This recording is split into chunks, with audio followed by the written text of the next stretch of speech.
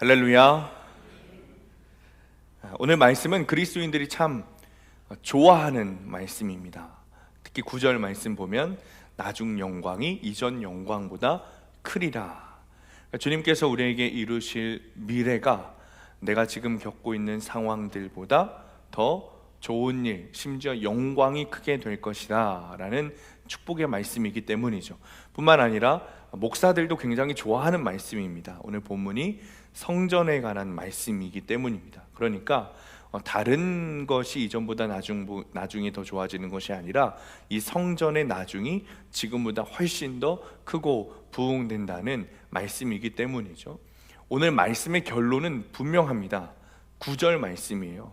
이 성전의 나중 영광이 이전 영광보다 더 크게 될 것이다 라는 것이 오늘 말씀의 결론이죠. 주전 537년 바벨론 포로에서 돌아온 유다 백성들이 예루살렘으로 돌아왔어요. 그리고 스룹바벨과 대제사장 여호수아의 지도 아래 무너진 성전을 재건하기 시작합니다. 그런데 이 성전 공사가 16년간 멈춰져 있었습니다. 중단되었어요.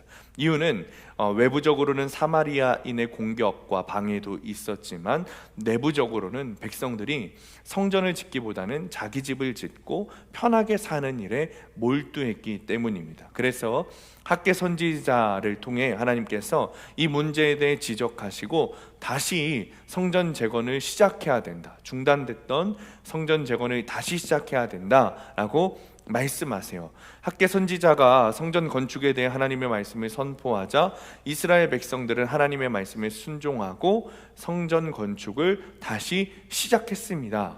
그런데 웬일인지 그 다시 시작한 성전 건축을 한 달 만에 또 중단했어요. 그 모습을 보신 하나님께서 다시 한번 학개를 통해 이스라엘 백성들에게 성전 건축해야 된다, 다시 재건해야 된다 라는 말씀을 하기 시작하십니다. 그 말씀이 오늘 본문이에요. 먼저 1절에서 3절 말씀 우리 함께 읽어보겠습니다. 시작. 일곱째 달 곧 그 달 22일에 여호와의 말씀이 선지자 학개에게 임하니라. 이르시되 너는 스알디엘의 아들 유다 총독 스룹바벨과 여호사닥의 아들 대제사장 여호수아와 남은 백성에게 말하여 이르라. 너희 가운데에 남아있는 자 중에서 이 성전의 이전 영광을 본 자가 누구냐? 이제 이것이 너희에게 어떻게 보이느냐? 이것이 너희 눈에 보잘것없지 아니하냐? 아멘. 성전 건축을 다시 멈춘 이유가 여기에 기록되어 있습니다. 자신들이 짓고 있는 성전이 보잘것없어 보였던 거예요. 한마디로 낙심한 것이죠. 그러니까 성전 기초 공사를 시작하는데 갑자기 한쪽에서 한숨이 막 터져 나와. 이게 뭐야? 그러니까 솔로몬 성전의 옛 영광을 보았던 이스라엘 백성들로부터 한탄이 나오기 시작한 거예요. 지금 이스라엘 백성들 중에는 솔로몬 성전을 보았던 노인들도 있었습니다. 그러니까 바벨론 포로기가 70년 정도였습니다. 그렇기 때문에 당시 어린아이였던 사람들이, 솔로몬 성전을 보았던 어린아이였던 사람들이 70년이 지나서 노인이 되어서 솔로몬 성전, 옛날에 자신들이 기억했던 그 솔로몬 성전을 기억하는 거예요. 그런데 옛 솔로몬 성전에 비해 지금 자신들이 짓고 있는 성전은 너무 초라해 보이는 것이죠. 우리가 잘 알다시피 솔로몬 성전은 그야말로 가장 좋은 재료, 가장 좋은 건축 자재들이 넘쳐났습니다. 정말 엄청난 건축물이었어요. 다윗으로부터 시작해서 부강해진 이스라엘은 당시 최고의 건축 자재였던 백향목을 엄청나게 수입했습니다. 금, 은, 철, 구리가 넘쳐났어요. 이 백향목을 벌목하기 위해 파견한 일꾼만 3만 명이었습니다.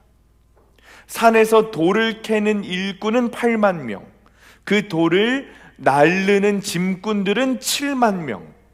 그러니까 그 사람들을 관리 감독하는 사람들만 3,300명이었습니다. 그러니까 솔로몬 성전을 짓기 위해 일한 일꾼들의 숫자는 다 합하면 한 20만 명 정도 되는 거예요. 그런데 바벨론 포로에서 돌아온 이스라엘 백성들이 여러분 몇 명인지 아십니까? 4만 6천 명밖에 되지 않았어요. 그러니까 포로에서 돌아온 사람들 숫자를 다 합해도 솔로몬 성전에서 일했던 일꾼들의 3분의 1밖에 안 되는 겁니다. 그러니까 상대가 안 되는 거죠. 그러니까 사람들의 입에서 한숨 소리가 나오는 거예요. 한탄하는 소리가 나오는 거예요. 너무너무 초라하다는 거예요. 한마디로 비교가 되는 거죠.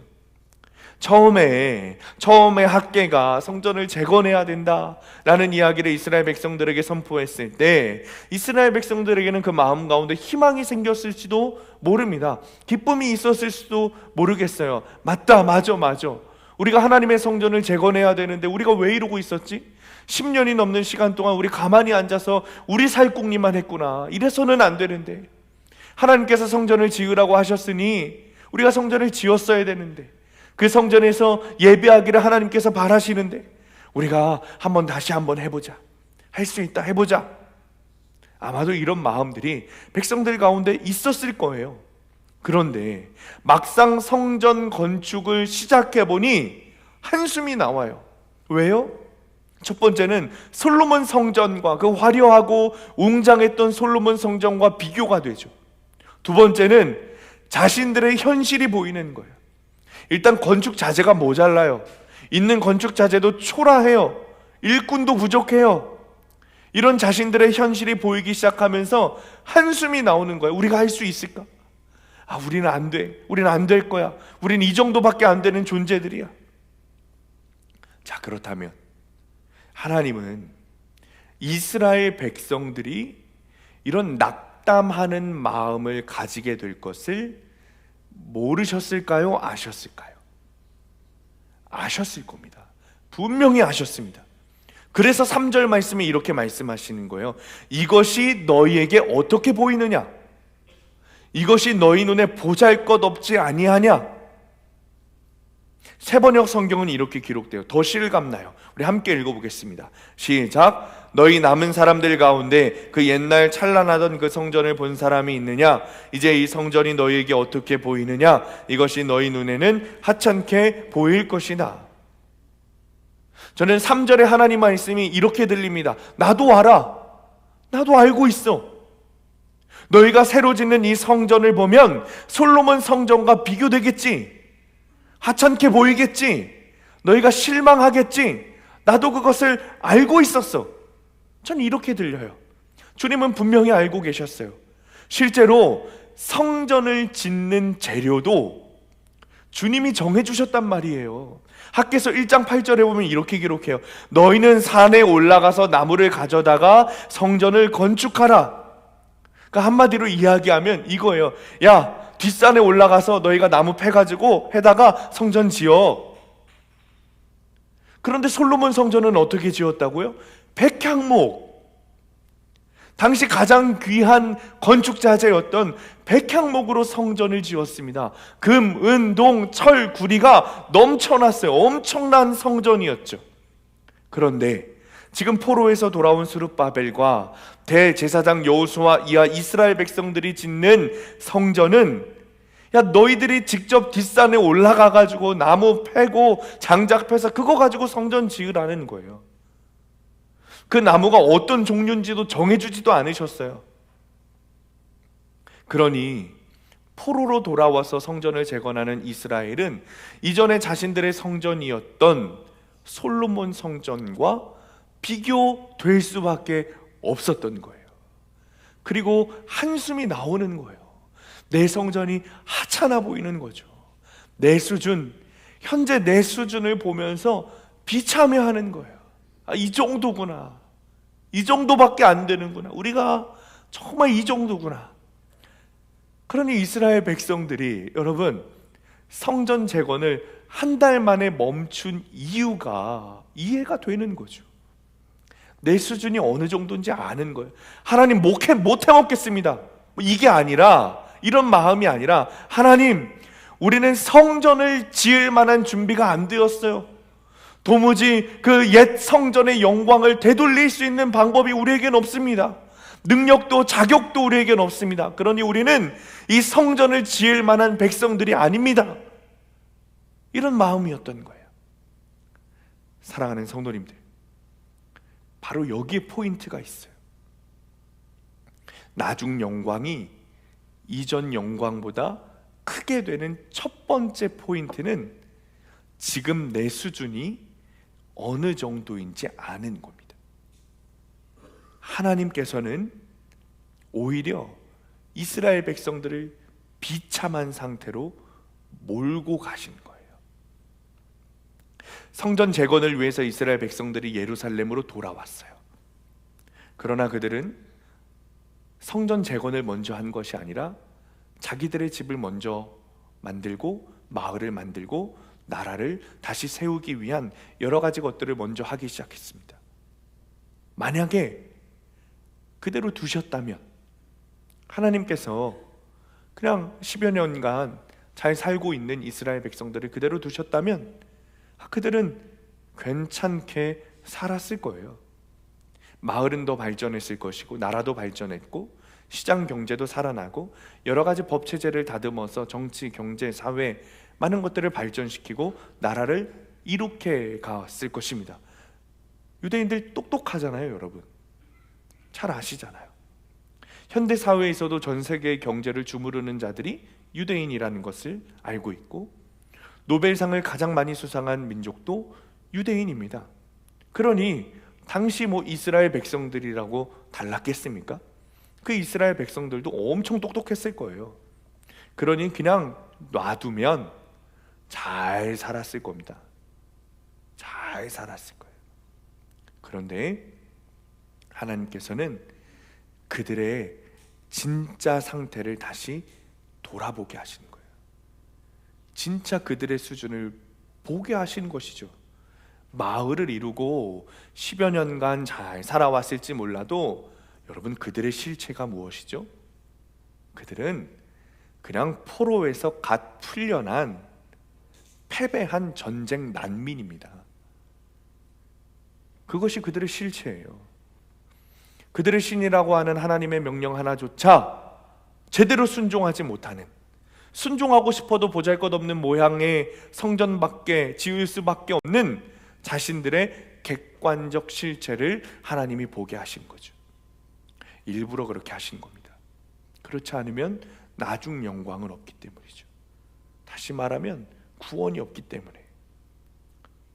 잘 생각해 보세요, 여러분.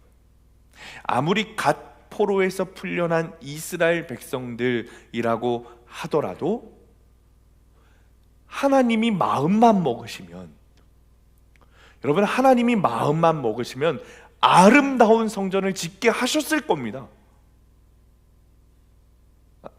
아닌가요? 아멘이시죠? 그들이 성전을 아름답게 지을 수 있도록 하나님이 마음만 먹으셨다면 수많은 재료들을 주셨을 겁니다. 하나님은 그런 능력이 충분하신 분이세요. 모르긴 몰라도 하나님이 마음만 먹으시면 솔로몬이 지었던 성전보다 수백 배, 수천 배는 더 아름답게 지을 만한 건축 자재와 금은 보화를 주시고도 차고 넘치게 흐르게 주실 수 있는 분이 하나님이십니다. 그러나 하나님은 일부러 그렇게 하지 않으신 거예요. 솔로몬을 보면 알 수 있는 거죠. 솔로몬은 이 땅에서 가장 지혜로운 왕이자 사람이었습니다. 그러나 그도 아름다운 성전을 지으면서, 그리고 다 짓고 나니 자신의 실체를 까먹었어요. 여러분, 그가 지혜로웠던 이유가 어디에 있습니까? 하나님이시잖아요. 그가 그토록 놀랍고 아름다운 성전을 지을 수 있었던 이유도 하나님이세요. 그런데 그것을 망각해버렸어요, 솔로몬이. 하나님에 대해서 망각했고 자신의 실체에 대해서 망각했습니다. 어떻게 되었죠? 불순종하기 시작했어요. 이방 여인과 결혼했고 수많은 여인들과 결혼했고 뿐만 아니라 우상 숭배하기 시작했어요. 하나님이 없으면 안 됩니다 라면서 하나님의 지혜를 달라고 간구하고 기도했던 솔로몬인데, 성전을 다 지어놓고 보니까 내가 괜찮은 사람처럼 보이는 거예요. 이 모든 것이, 내가 이룬 모든 것이 다 내가 한 것처럼 느껴지는 거예요. 착각하기 시작하는 거죠. 사랑하는 성도님들, 우리도 우리의 실체를 아는 것이 너무나도 중요합니다. 우리가 오해하는 포인트가 여기에 있어요. 여러분, 칭의라는 교리죠. 칭의, 우리를 의롭다 칭해 주셨다 라는 교리예요. 너무 간단하죠, 여러분. 말 그대로 칭의, 우리를 의롭다고 칭해 주셨을 뿐입니다. 무슨 뜻이죠? 우리가 진짜 의로워서 의롭다고 해주신 것입니까? 우리에게 어떤 자격과 공로가 있어서 의롭다고 해주신 것입니까? 아니죠. 그저 칭해 주셨다. 너무 쉬운 교리예요. 그런데 우리는 이 말씀을 오해해요. 착각합니다. 나는 의인이야. 주님이 의롭다고 해주셨는데 난 의인이야. 내가 왜 죄인이야? 나 의인이야. 내 실체를 모르는 거예요. 착각하는 거죠. 제 생각에는 착각하고 싶은 거예요. 이런 사람이 어떤 사람이냐면, 예수님께서 이런 예화를 들어주셨어요. 만달란트 빚진 자가 왕에게 다 탕감받았어요. 그런데 그 사람이 집으로 돌아가다가 자신에게 100데나리온 빌린 사람을 보고 목을 잡고 갚으라고 이야기해요. 그런 꼴이에요. 지금 그 이야기를 들은 왕이 어떻게 하죠? 만달란트 내가 다 탕감해 줬으니 네가 그런 나쁜 짓 해도 너는 벌 없다 이러셨습니까? 아니잖아요. 자신에게 빚진 만달란트 다 갚게 했을 뿐더러 그 빚진 자를 다시 불러오게 해서 죽을 때까지 감옥에 썩게 했습니다. 여러분, 이것이 칭의입니다. 오해하시면 안 돼요. 착각하시면 안 돼요. 그러니까 칭의라는 것은 나에게 하나님께서 예수를 믿는 동시에 의롭다 칭해 주시면서 죄인인 내 실체를 가려주신 것뿐이에요. 그러니까 내 실체는 여전히 죄인인 것이죠. 그러니까 여러분, 우리 다 예수를 믿고도 내 안에서 꿈틀꿈틀 하잖아요. 실제로 법적 의인이 되었다는 것을 알면서도 죄를 지으면서 살잖아요. 나의 실체가 죄인이기 때문에 그렇습니다. 이 사실을 알지 못하면 구원받지 못하는 거예요. 예수님께서 분명하게 말씀하셨습니다. 마태복음 9장 13절에 너희는 가서 내가 긍휼을 원하고 제사를 원하지 아니하노라 하신 뜻이 무엇인지 배우라. 나는 의인을 부르러 온 것이 아니라 죄인을 부르러 왔노라. 예수님의 말씀이에요. 의인을 부르러 온 것이 아니라 죄인을 부르러 왔노라. 여러분, 주님이 이렇게 말씀하셨는데 저는 이유를 모르겠어요. 왜 나는 의인이다라고 말하고 싶은지 이유를 모르겠어요. 착각하고 싶은 것이죠. 내가 지금 어떤 실체인지, 나의 실상이 무엇인지 여러분 분명하게 알아야 돼요. 바리새인과 세리를 보면서도 내가 의인이라고 자랑하는 저 바리새인이 아니라 성전 깊숙이 들어가지도 못하고 성전 뒷굿모니에서 기둥 뒤에 숨어가지고 발을 다 땅에 붙이지도 못해요. 뒤꿈치를 들고 고개를 들지 못하고 울며 나는 죄인입니다, 회개기도하는 저 세리가 천국에 갈 것이다 라는 예수님의 말씀을 우리가 기억해야 된다고요. 성전 재건을 통해 이스라엘 백성들의 실체를 알게 하신 이유, 나는 아무것도 아니고 아무것도 할 수 없는 존재라는 것을 알게 하신 이유가 여기에 있는 겁니다. 하나님께서 이스라엘 백성들의 보잘것없는 상황을 그대로 드러내 보이시는 이유, 형편없는 자기 모습을 직면하고 인정하는 것이 구원의 시작이기 때문에 그렇습니다. 적용 질문입니다. 내가 직면하고 인정해야 할 보잘것없는 내 형편이나 모습은 무엇입니까? 사랑하는 성도님들, 학개 선지자가 말하는 나중 영광이 구원이라는 사실을 여러분 이제 깨달으셨습니까? 본문에서 말하는 나중 영광은 우리가 생각하는 세상 축복이 아닙니다. 우리가 장차 받아 누릴 천국인 거예요. 자, 그렇다면 나중 영광이 이전 영광보다 크기 위해 내 실체를 보는 것, 내가 아무것도 아닌 죄인이라는 것을 보는 것이 왜 이렇게 중요한가? 하나님께서는 학개 선지자를 통해 답변해 주십니다. 4절 5절 말씀 함께 있습니다. 시작. 그러나 여호와가 이르노라. 스룹바벨아 스스로 굳세게 할지어다. 여호사닥의 아들 대제사장 여호수아야 스스로 굳세게 할지어다. 여호와의 말이니라. 이 땅 모든 백성아 스스로 굳세게 하여 일할지어다. 내가 너희와 함께하노라. 만군의 여호와의 말이니라. 너희가 애굽에서 나올 때 내가 너희와 언약한 말과 나의 영이 계속하여 너희 가운데 머물러 있나니 너희는 두려워하지 말지어다. 아멘. 아멘. 내 모습이 어떤 모습인지 정확한 실체를 보게 될 때 여러분 누구를 찾게 돼요? 하나님을 찾게 되는 거예요. 그리고 하나님을 찾는 자들에게 하나님이 함께 하신다 그랬어요. 4절에 정확하게 말씀하세요. 내가 너와 함께 할 것이다. 사랑하는 성도님들, 우리의 모습이 화려한 게 중요한 게 아니에요. 내 안에 예수님이 계신가? 여러분 그것이 중요한 거예요. 백향목으로 지으면 뭐해요? 금은동 넘쳐나면 뭐합니까? 그 안에 예수님이 계시지 않으면 아무 소용이 없어요. 사랑하는 성도님들, 나무로 성전을 좀 지으면 어때요? 귀한 나무가 아니라 뒷산에 가가지고 내가 패와서 장작패가지고 나무로 성전을 좀 지으면 어떻습니까? 그렇게 지은 성전이라고 할지라도 허술해 보이고 겉으로 보기에는 좀 없어 보여도 주님이 계시면 그 성전에는 하나님의 영광이 흘러넘치는 거예요. 그 성전에는 하나님을 향한 찬양이 흘러넘치고 주님의 은혜가 폭포수처럼 흐르게 되는 것입니다. 이 땅에 보면 높이 솟은 첨탑과 웅장한 세련된 건축된 건물로 이루어진 교회들이 있어요. 그런데 어떤 교회는 상가의 건물을 이용하기도 하고 심지어 잘 드러나지 않는 교회도 있어요.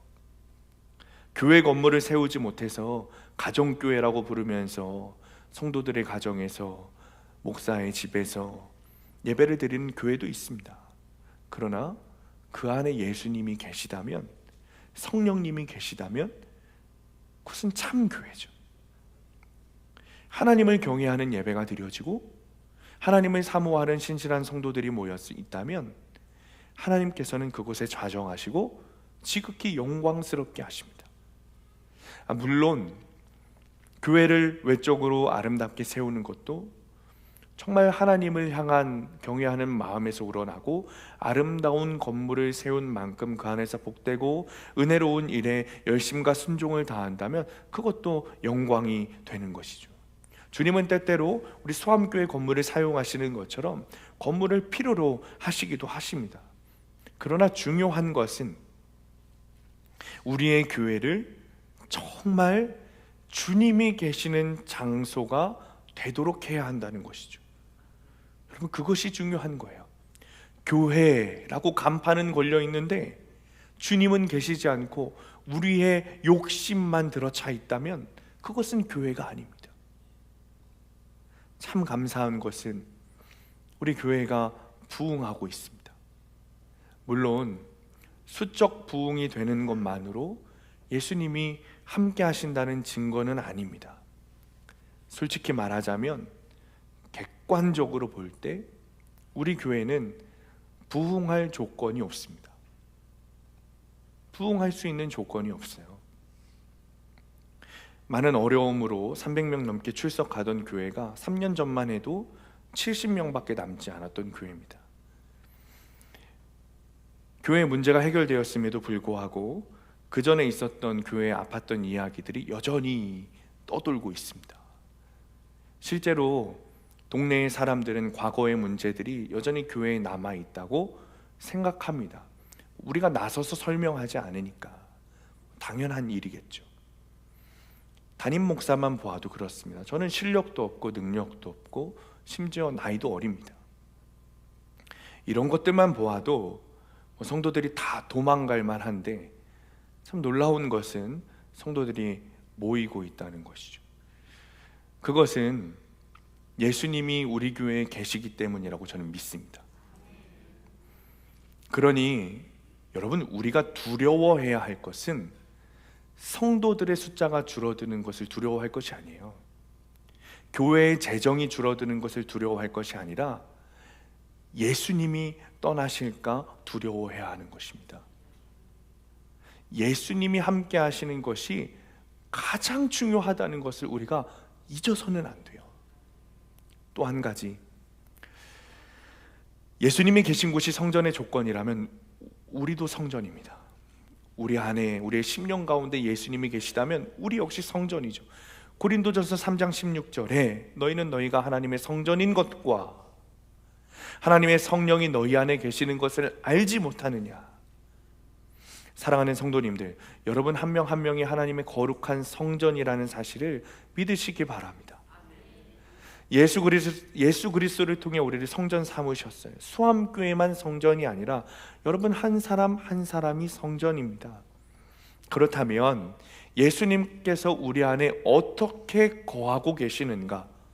바로 말씀과 영으로 거하신다는 거예요. 자, 5절 말씀 우리가 한번 같이 읽어볼까요? 한 번 더 읽겠습니다. 시작. 너희가 애굽에서 나올 때에 내가 너희와 언약한 말과 나의 영이 계속하여 너희 가운데 머물러 있나니 너희는 두려워하지 말지어다. 아멘. 이스라엘 백성들이 초라한 성전의 모습을 보면서 비참해하고 또 그것을 굉장히 마음 가운데 어려워할 때 학개 선지자를 통해 하나님께서 말씀하시는 거죠. 너희 눈에 초라해 보여도 그 안에 나의 말씀이 있고 내 영이 있으니 그곳은 거룩하고 아름다운 성전이라. 주님이 말씀하시는 거예요. 여러분, 예수님이 어떻게 오신다고요? 그냥 오시는 게 아니에요. 말씀으로 내 안에 오신다 말씀하셨어요. 성령님으로 내 안에 오신다고 말씀하셨어요. 성경에 분명하게 기록되어 있습니다. 말씀이신 예수님, 말씀이 되신 예수님이라고 기록되어 있어요. 여러분 안에 말씀이 없다면 예수님이 거하지 않으신다는 증거입니다. 잘 생각하셔야 돼요, 여러분. 내 안에 말씀이 있는가? 내가 정말 말씀으로 살아가고 있는가? 그러니까 말씀으로 살아간다는 의미가 예수님으로 살아간다는 의미입니다. 예수님과 동행하는 것이 어떻게 하는 것이가 물어보시는 분들이 많습니다. 너무 추상적이라는 거예요. 예수님과 24시간 동행, 예수님과 행복한 동행, 말은 너무 좋은데 너무 추상적이라는 것이죠. 이것이 진짜 가능한가 물어보시는 분들도 많습니다. 그러나 그것은 추상적인 것이 아니에요. 성경에 분명하게 기록되어 있어요. 말씀과 영으로 우리와 함께 하신다. 예수님께서는 말씀이시고 말씀이 되셨다. 예수님과 동행한다는 것은 말씀과 동행한다는 것입니다. 다른 이야기가 아니에요. 예수님 따로 말씀 따로가 아니에요. 예수님이 말씀이시고 말씀이 예수님이에요. 그러니 제가 자꾸 큐티가 프로그램이 아니라고 하는 이유가 여기에 있어요. 여러분, 큐티하시라는 것은 예수님과 동행하시라는 거예요. 아멘이 잘 안 나오실 줄 알고 있었어요.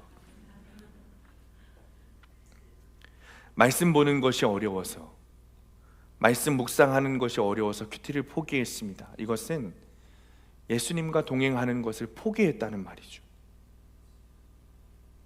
예수님과 동행하는 것을 포기했다는 의미는 믿음을 포기했다는 말과 똑같은 거죠.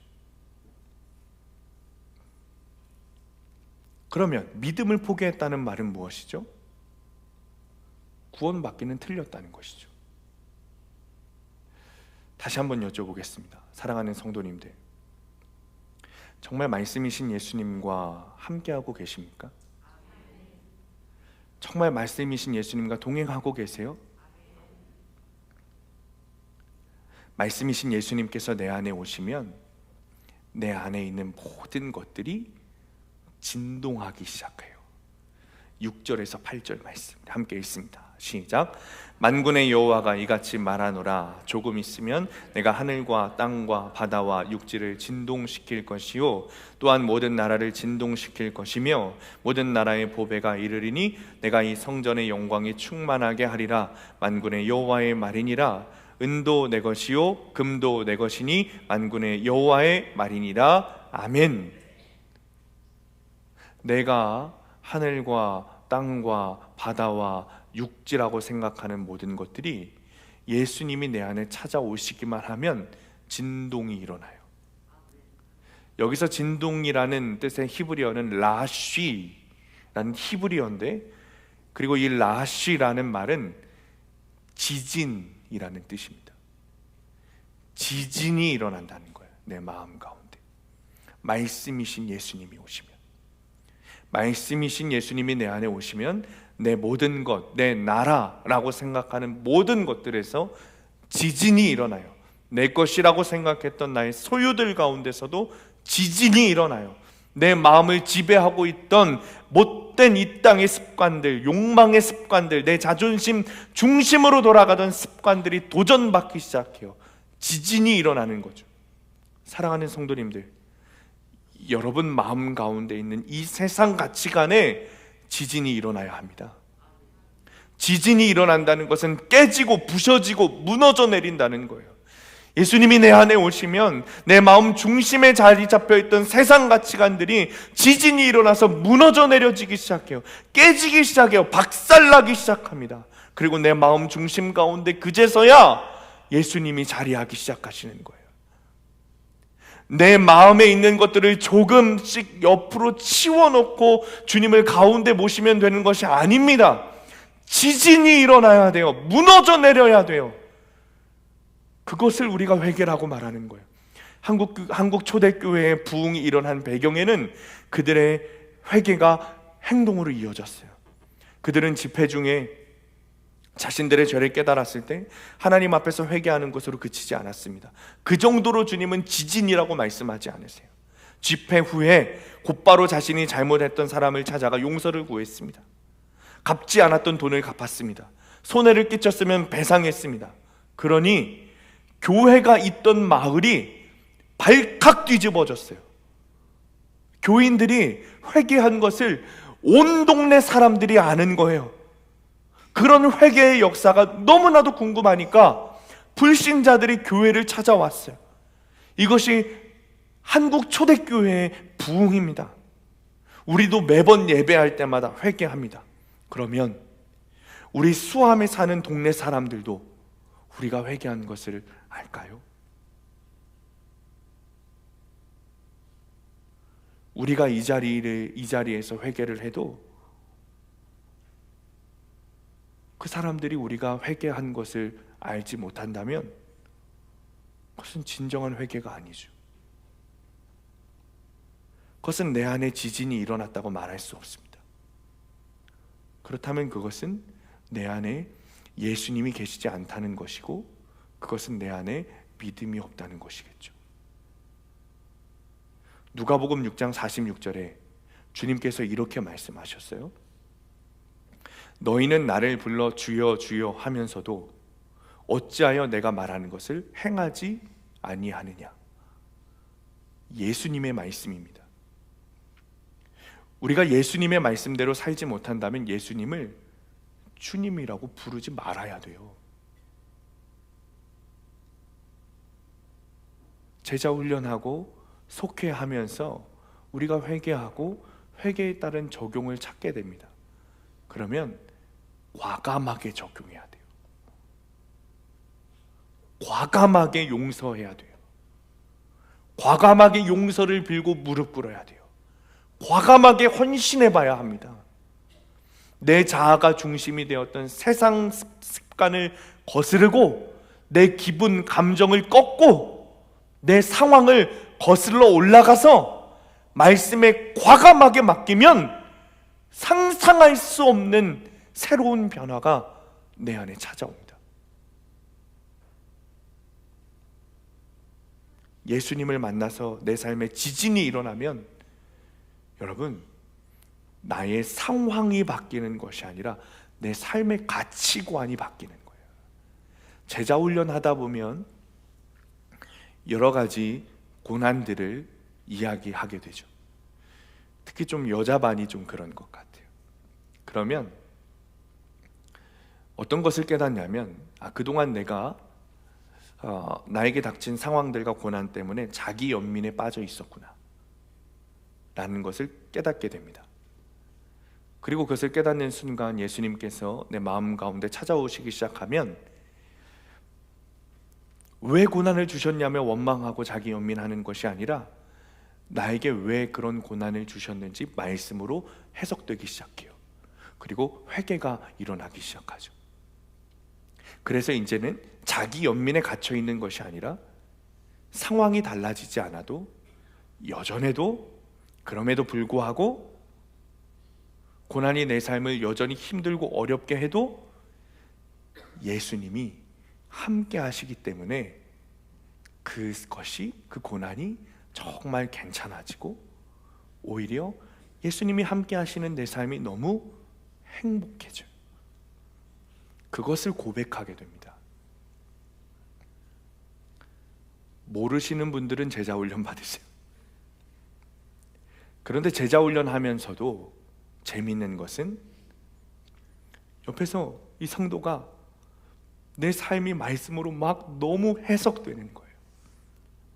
그래서 내 삶이 바뀌지 않는데 막 너무 행복해. 막 적용을 하게 돼. 그런데 제자훈련을 하면서도 이 옆에 앉아있는 사람은 예수님을 만나지 못해. 마음의 지진이 일어나지 않으니까 여기서 하는 이 고백을 이해하지 못하는 거예요.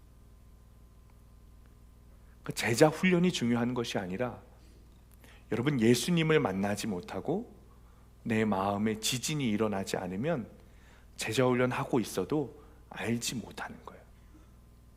비참한 일이죠. 사랑하는 성도님들, 나의 어렵고 힘든 상황이 바뀌는 것이 축복이고 영광이 아니라 예수님이 나와 함께 계시게 되는 것이 축복이고 영광인 줄 믿으시기 바랍니다. 내 삶이 잘 되는 것이 축복이 아니라 내 마음에 지진이 일어나서 내 모든 세상 가치관, 죽어라 나만 찾고 죽어라 자녀들만 찾고 있는 내 자아가 무너지고 주님이 내 중심에 좌정하게 되시는 것이, 그래서 내가 하나님의 성전이 되는 것이 축복이고 영광입니다. 그래서 9절에 나중 영광이 이전 영광보다 크리라, 그래서 그렇게 말씀하시는 거예요. 적용 질문입니다. 말씀과 성령이 내 안에 머물고 계심을 믿습니까? 예수님을 만나서 일어난 내 삶의 진동은 무엇입니까?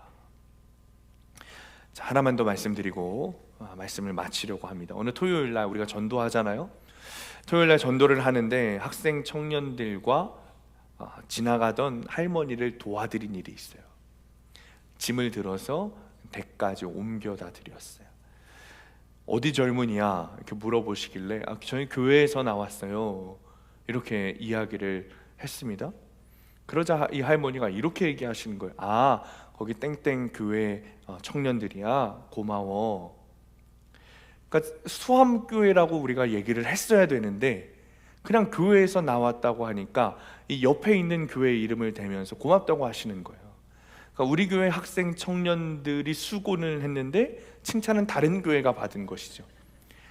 거기다가 대고 저희가 아니요 할머니, 그 교회가 아니고 저희 수암교회예요 라고 이야기했을까요? 안 했어요. 물론 제 마음에는 다음부터는 꼭 수암교회라고 말해야지, 이런 마음이 제 안에 있긴 했지만 그때만큼은 하지 않았습니다. 그 순간 생각은 났지만 그럴 필요를 느끼지 못했어요. 왜냐하면 예수님에게는 그것이 하나도 중요하지 않다는 생각이 들었어요. 우리 수암교회의 영광, 우리 학생 청년들의 영광이 아니라 교회의 영광은 오직 예수님만 드러나시면 되는 것이기 때문이죠. 본질로 돌아가는 교회 마지막 3년 차입니다. 3년 전에 이 자리에서 본질로 돌아가는 교회라는 표어를 3년 동안 동일하게 우리가 함께 할 것이고, 그 후에 우리 교회가 평생 들고 살아갈 표어를 정하겠다, 이렇게 말씀을 드렸어요. 그러면서 실은 많은 교회에 홈페이지들과 주보들을 찾아봤습니다. 다른 교회는 어떤 표, 어떤 비전을 가지고 있는가 좀 참고하고 싶었어요.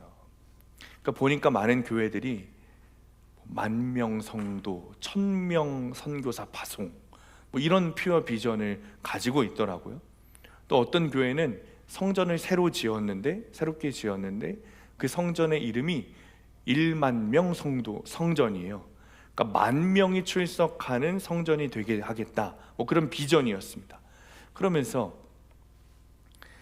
우리 교회의 비전은 무엇이 되어야 될까? 어떤 표어가 적절할까? 1,000명 성도라고 해야 될까? 너무 많으니까 좀 줄여서 500명 성도라고 해야 될까? 제 마음에 감동이 없는 거예요. 또 성도들 많이 모이게 하는 것은 좀 없어 보이니까 있어 보이게 우리도 100명 선교사 파송 뭐 이런 교회라고 할까? 그래도 마음에 감동이 없어요. 그런데 제 안에 이런 기도가 흘러나왔어요.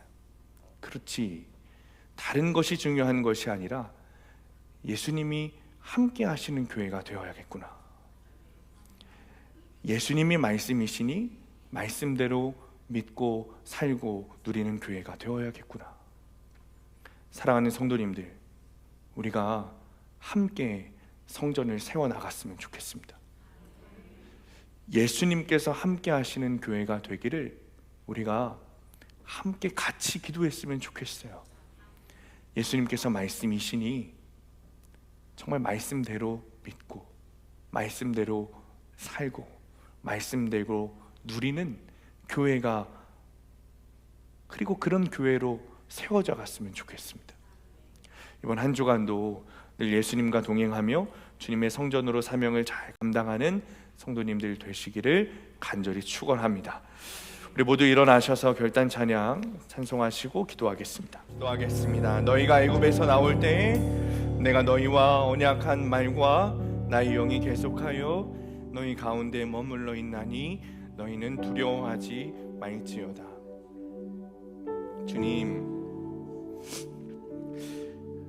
이 말씀이 우리의 고백이 되기를 원합니다.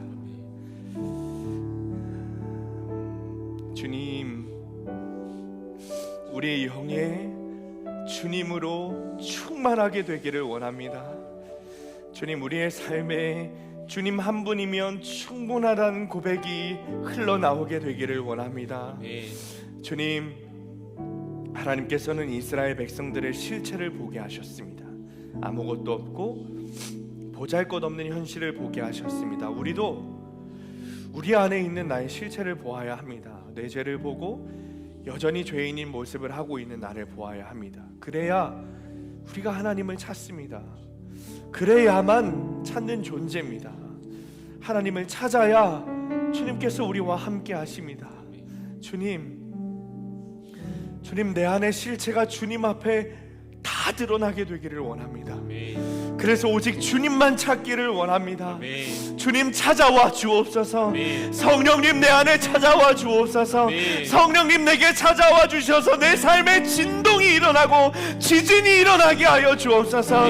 내 안에 있는 모든 것들이 흔들리고 깨지고 무너져 내려 내 자아의 왕국이 박살나 무너지고 주님의 성전을 세우게 하여 주옵소서. 이 시간에 주님 이름 부르시고 함께 기도하겠습니다. 주여, 아버지 하나님, 하나님 찾아와 주시옵소서. 이들이 말씀으로 찾아와 주시옵소서. 성령님 찾아와 주시옵소서. 주님 나에게 찾아와서 하나님 내 영이 부셔지게 하여 주옵소서. 내 죄악된 실체가 무너져 내리게 하여 주옵소서. 내 삶에 가득 찬 내 자아가 아버지 습관적인 죄들이 아버지 죄악된 죄들이 아버지 무너지게 하여 주옵소서. 주님 제 안에 흔들리고 죄악들이 흔들리고 깨지고 무너져 내리기를 원합니다. 내 안에 있는 자아의 왕국이 박살나게 되기를 원합니다. 주님 내 안에 찾아오셔서 내 모든 영이 시진이 일어나게 하시고 오직 주님께서 내 안에 자정하여 주셔서 내 중심 가운데 자정하여 주셔서 주님만 왕이 되시는 하나님, 주님만 나의 주인 되시는 아버지 내 영이 되게 하여 주옵소서. 하나님, 아버지 주의 성전을 세우기를 원합니다. 하나님의 성전을 세우기를 원합니다. 주님 찾아와 주셔서 주님의 나라가 되게 하시옵소서. 주님의 성전이 되게 하시옵소서. 아버지 이것저것 그냥 욕망이 일어나는 것이 아니라 정말 지진이 일어나 무너지고 깨지고 박살나게 하시옵소서. 내 안에 닿아있는 주님 심까지 오직 하나님을 충만하게 하시고 오직 예수님으로 충만하게 하여 주시옵소서. 주여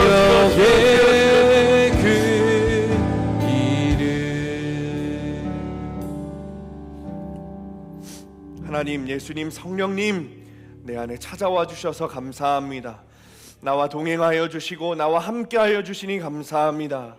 여전히 무너지지 않는 세상 가치관, 여전히 부셔지지 않는 나의 욕심, 여전히 깨지지 않는 나의 자아가 이제는 예수님으로 말미암아 지진이 나기를 원합니다. 이제는 내 자아의 왕국이 무너져 주님의 성전이 내 안에 세워지게 되기를 원합니다. 주님 찾아와 주옵소서. 주님 일하여 주옵소서. 주의 말씀을 통해 내 안에 하나님 나라가 세워지게 하여 주옵소서. 주님, 우리 수함교회가 정말 주님의 귀한 성전이 되기를 원합니다. 주님이 원하시는 성전이 되기를 원합니다. 주님이 함께 하시는 성전이 되기를 원합니다. 주님이 왕 되시는 성전이 되기를 원합니다. 주님 함께하여 주옵소서. 다른 무언가를 계속 두려고 하는 성전이 아니라 예수님 한 분이면 충분한 성전이 되게 하여 주옵소서. 진정한 교회로 세워 주옵소서. 그래서 우리를 통해 하나님 나라를 이루어가는 그 소원이 이루어지도록 하나님 인도하여 주옵소서. 이제는 우리 주 예수 그리스도의 은혜와 하나님의 극진하신 사랑하심과 성령님의 감화감동 교통하심이 말씀이신 주님, 영이신 하나님께서 내 안에 오셔서 우리 안에 세상 가치관들을 지진나게 하시고 주님의 참된 성전으로 세워지기를 결단하며 세상으로 나아가는 모든 성도들 머리머리 위에, 이들의 가정과 일터와 학업 위에, 그리고 사랑하는 수함교회 위에 영원토록 함께 하시기를 간절히 축원하옵나이다. 아멘.